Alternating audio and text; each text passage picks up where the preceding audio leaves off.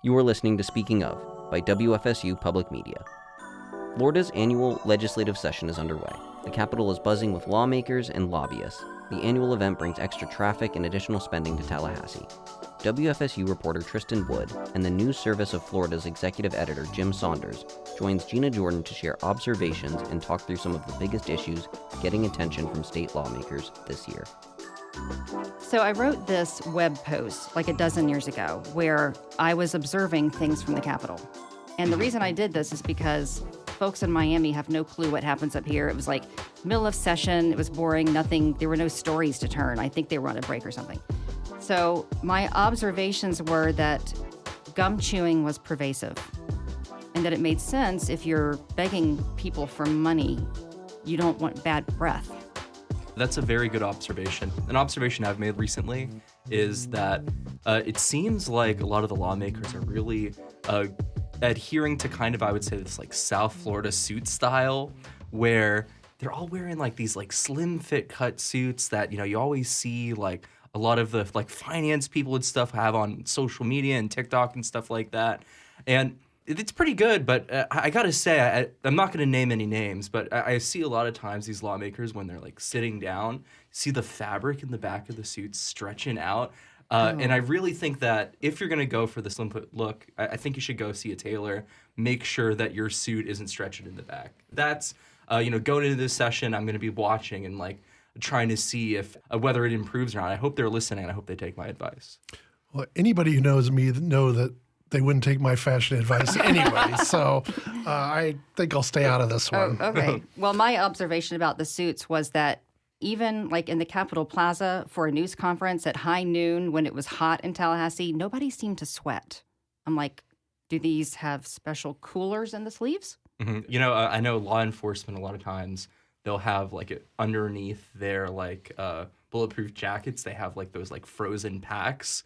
That's like a vest that keeps them cool, especially if they're out in the Florida sun. Maybe they have a version of that under there. I mean, you never know.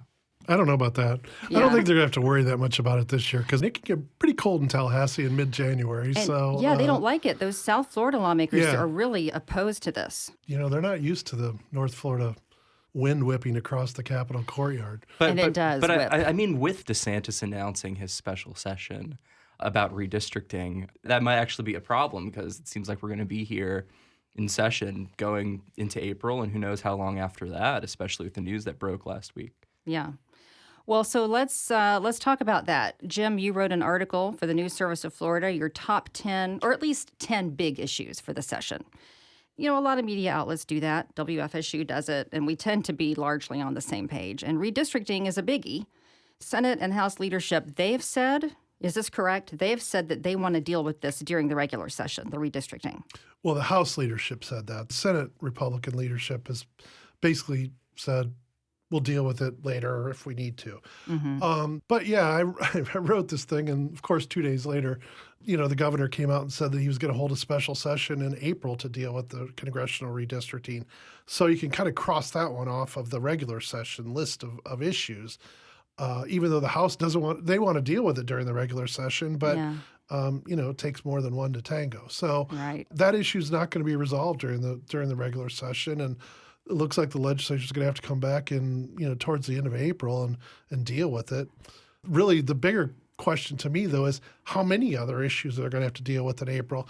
Speculation and uncertainty around the Capitol about this session is at a high level because last year's session was an absolute mess that lasted a month and a half longer than it was supposed to. And people are kind of concerned or thinking that this session is going to be similar in terms of, being dragged out longer than 60 days, which is what it's supposed to last. Well, so let's talk about why DeSantis wants to hold a special session instead of dealing with redistricting now. He's awaiting a ruling from the U.S. Supreme Court. Yeah, the U.S. Supreme Court's considering a case from Louisiana that deals with the Voting Rights Act and minority district representation. He clearly thinks the U.S. Supreme Court's going to rule in a way that will help justify Florida redrawing districts to be more Republican. And in the background of all of this is that President Trump and other Republicans want districts redrawn all over the country so that to add more Republican seats in the U.S. House to help them retain the majority. But this U.S. Supreme Court opinion could serve as a justification for Florida to redraw its districts, because minority access and minority representation are always a humongous issue in redistricting. They always are. Yeah, and of course, partisan motivated redistricting is against Florida's constitution. So if they were to go through the process before that ruling comes forward, then it begs the question, what is the justification for them doing it now? So by waiting for that Supreme Court ruling, at least opponents to the redistricting effort are saying that that is this veil of justification to obfuscate from it being a partisan effort. Yeah. Yeah, I mean, from a legal standpoint, DeSantis administration, the legislature would have a hard time arguing that they're just doing it for partisan reasons. But you're right. If the U.S. Supreme Court rules in the way that probably most people think they will, it will give a legal justification to redraw districts. So. Well, I guess my question is how, because Democrats are convinced that this is a partisan move, and we know that President Trump wants more seats for Republicans. Now, of course, Democrat-led states are trying to do this as well, but if our Fair Districts amendments say you can't do this for partisan reasons, what other justification might they offer? Well, I think the legal details will be worked out, but we had a similar thing after the 2022 redistricting when the governor basically put his foot down and forced the legislature to redraw a district in North Florida that in the past had elected Black Democrat Al Lawson. And the governor said, well, that district is unconstitutional because it's racially gerrymandered. So I think it'll be a similar justification like that it will, after this U.S. Supreme Court opinion, that there'll be issues about racial gerrymandering and so on that could justify redrawing the districts in Florida. You know, there's only 8 of the 28 districts are controlled by Democrats at this point. Yeah. And some of them are, minority access districts essentially, and that may change after the Supreme Court ruling. So the big picture is the Republicans want to redraw districts all over the country for partisan reasons. The actual legal justification that the DeSantis administration and the legislature will use will say, like, don't look at that partisanship, look at these Voting Rights Act issues. And that's evident in a lot of the communication that's been going forward. DeSantis keeps referring to that Supreme Court case for his justification in his press conferences. Senate President Ben Alberton keeps putting out in his statements, telling members not to have conversations about for partisan reasons because it's illegal. But then if you listen to Republicans that are not attached to the process, like Republican Party of Florida Chair Evan Power, they've explicitly said that they want it to be a partisan redraw. So those with a hand in the pot of the redistricting process are kind of avoiding using partisan language. But for those whose parties stand to benefit in the state, they've unapologetically said that they want it to be a partisan redraw. Well, and you can be sure that Democrats and voting rights groups will argue in court after whatever they do during this April that this is done for partisan reasons and it's unconstitutional under the Florida Constitution. Yeah. But the explanations that the state will give, well, it's not partisan. It's related to the Voting Rights Act. So. And Senate President Alberton came out with a statement essentially saying, just be careful because these are always challenged in court. Just keep this in mind. And he seems to want to just cool things down a little bit. Well, he doesn't want any of his members going out saying we need to elect a whole lot more Republicans to Congress. Yeah, absolutely. And then having that used against them in court when they're trying to say it's not partisan. That's kind of the underlying message that's being sent. And we should add that normally this happens with the census. Once a decade. This is the middle of the decade, so that's what makes it so unusual. I haven't been in the Florida Capitol too long. Has a mid-decade redistricting process ever happened in the state? Well, it has, but only because of court orders. There's always challenges after the once a decade, redistricting, legal challenges. And there's been circumstances in the past where those challenges have been successful. And the courts have forced redrawing districts in the middle of the decade because the original plans were illegal or unconstitutional. For instance, districts were redrawn around 2016, I believe, because the 2012 plan was declared unconstitutional by a court. So basically they forced them to redraw them. But to do it electively like this, I think that's probably unprecedented, just to do it because they want to do it. Yeah. Yeah. So artificial intelligence will also be a biggie. It's already been a biggie in the legislature, but it's coming back.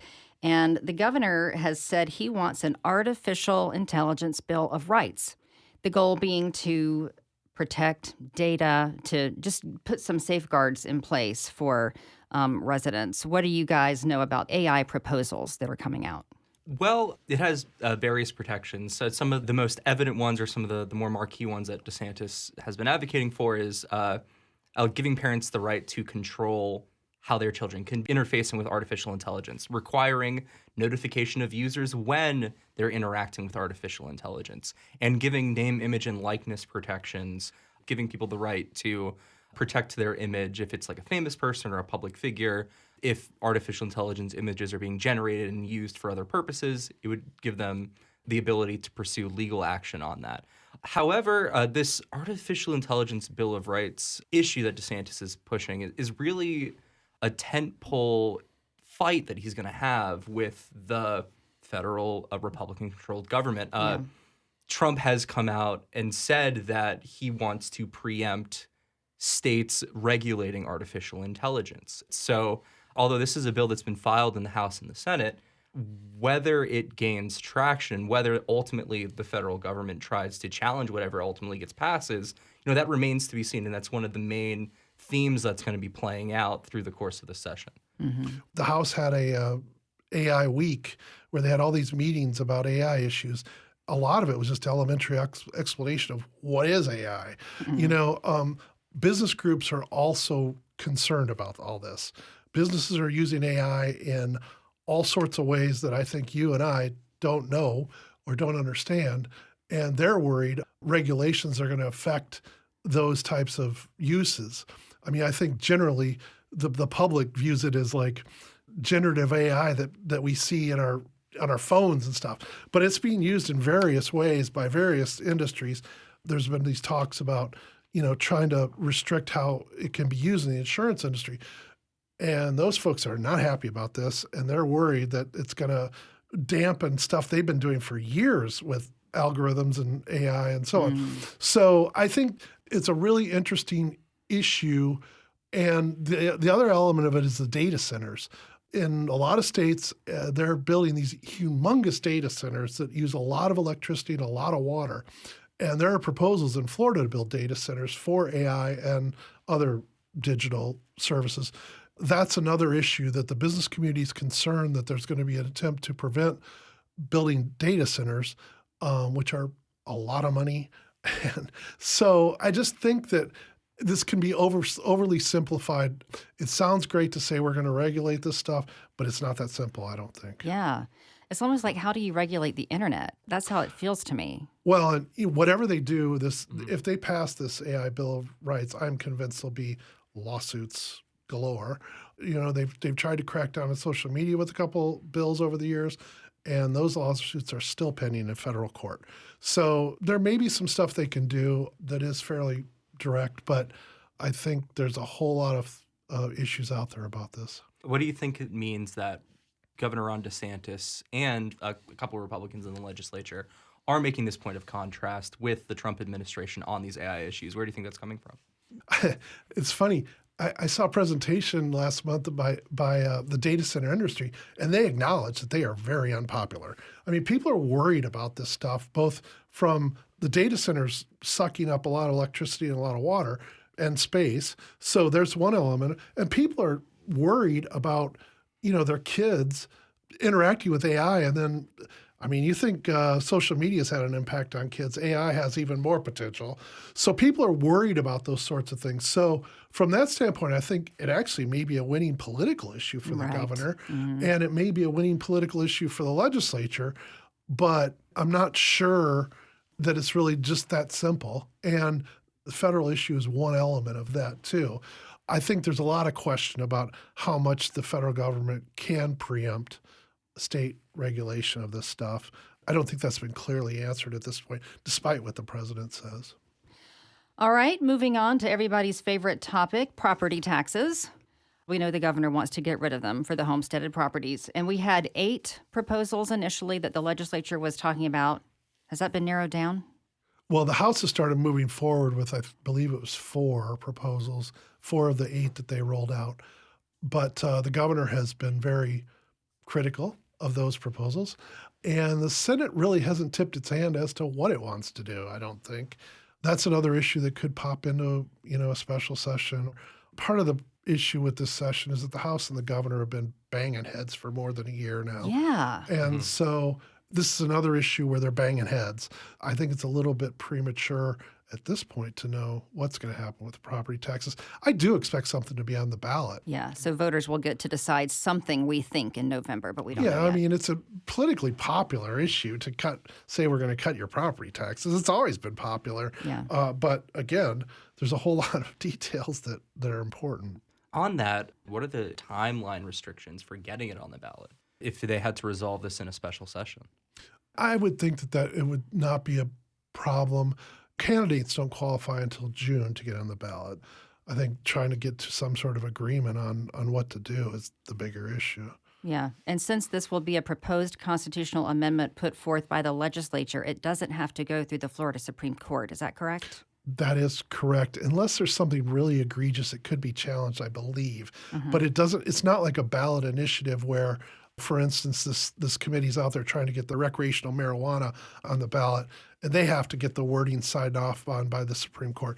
Yeah. A legislative initiative does not need that same approval. Yeah. The other thing that's out there is that there's just local governments are just going bonkers about this stuff. They're really worried that this is going to be such a cut in property tax revenues that they're going to have a hard time funding their local services, especially rural counties that don't have much tax base anyway. Right. And, It seems that definitely with these municipalities, it really is a bipartisan oppositional issue. That the split on this issue isn't so much a Republican or Democrat, it's state government versus local government. Absolutely. I mean, locals are worried about it, and probably justifiably so.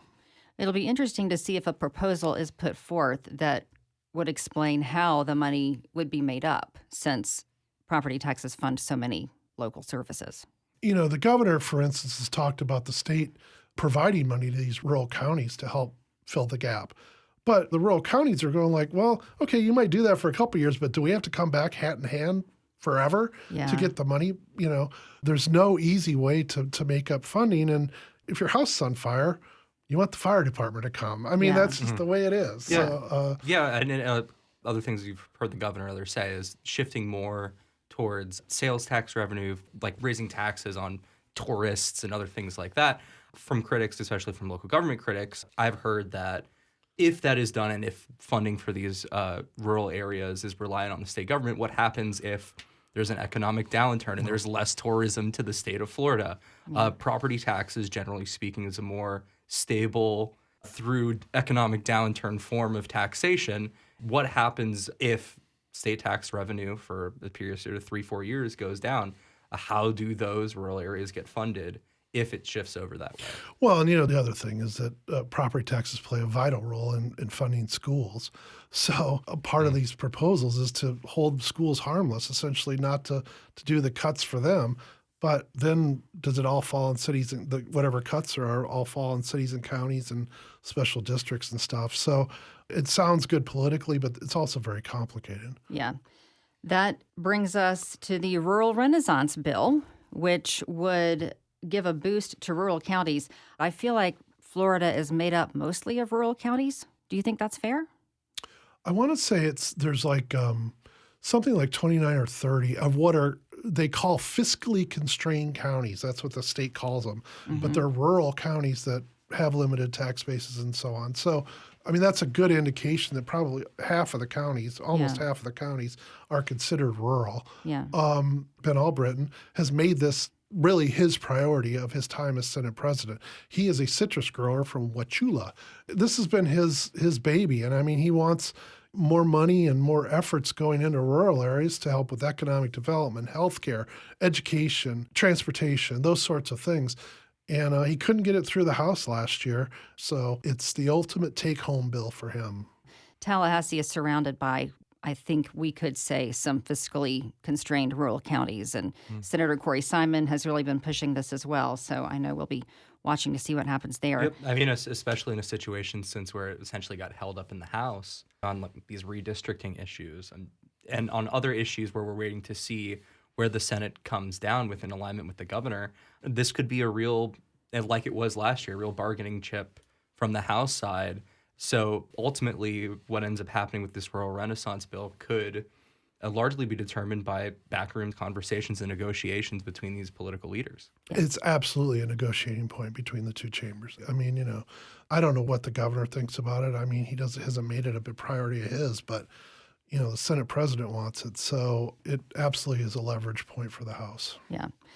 Let's do one more. We can't have a session without a gun bill. And this year, the goal is to revert back to 18-year-olds being able to buy long guns, which was changed in 2018 because of Marjorie Stoneman Douglas.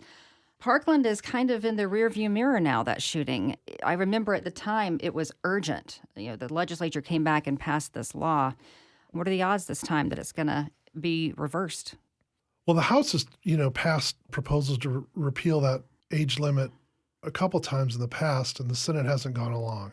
Like we were talking earlier, when the horse trading starts, if the House pushes this issue, I think it's a possibility.